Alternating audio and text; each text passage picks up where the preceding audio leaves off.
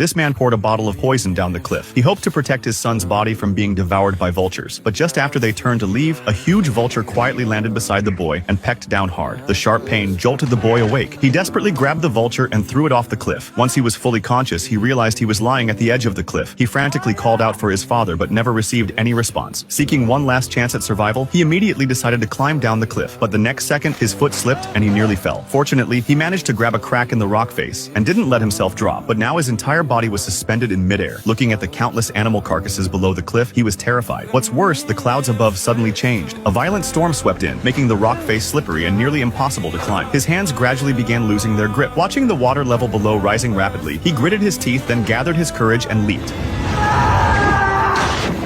The next day, a sharp pain woke the boy again. His foot was unfortunately injured. He crawled with difficulty toward a puddle and greedily drank the rainwater mixed with mud and sand. After resting briefly, he removed his shoe and discovered his ankle was severely swollen. So he wedged his ankle between two rocks and forcefully reset the displaced bone. The excruciating pain nearly made him pass out. Afterward, he found some branches to make a splint to stabilize his injured leg. But just as he caught his breath, he was horrified to discover several wolves staring at him intently. He immediately dragged his injured leg and ran for his life. Seeing a large tree ahead, he struggled to climb up, but suddenly, one of the wolves bit his foot. In this critical moment, the boy pulled out a knife and stabbed it hard into the wolf's heart. Then he seized the opportunity to climb up the tree and saved his life. But the pack didn't leave. They kept pacing back and forth below the tree. It wasn't until the next morning that the pack finally dispersed, leaving only the wolf he had stabbed behind. He initially wanted to kill it on the spot, but when his eyes met those helpless eyes, his heart ultimately softened. So he used his belt to tie the wolf's mouth shut, carried it into a cave, and helped clean its wounds and apply herbal medicine. Under the boy's careful care, the wolf slowly came back to life. The boy dragged his injured leg out to forage for food. Luckily, he quickly hunted a wild rabbit, but when he returned to the cave and was about to roast the meat over a fire, the wolf stared straight at the food and couldn't help but pounce on it. The boy raised his hand and drove it away, then tore off a piece of raw meat and put it in his own mouth, showing it who was boss. From that moment on, the wolf was completely conquered by the boy. As time slowly passed, their injuries finally healed. They set out together on the road home. No matter how fierce the wild beasts they encountered, the wolf always stepped in front of him without hesitation. But when a blizzard arrived, every step became incredibly difficult. Even worse, they encountered another pack of wild animals charging at them. They could only hide in a cave temporarily, but what he never expected was that a lion was lurking inside the cave. The wolf didn't hesitate for a second before rushing forward to fight the lion to the death, but against absolute strength, it couldn't hold out for long. In the nick of time, the boy pulled out his bow and arrow and hit the lion right in its vital spot with one shot. Though they narrowly escaped, the wolf had been severely injured by the bite, so the boy cut meat from the lion and fed it to the wolf, hoping it could pull through. After resting, he held the dying wolf in his arms and continued moving forward step by step. After what felt like forever, he finally saw the outline of the village. His father saw that familiar figure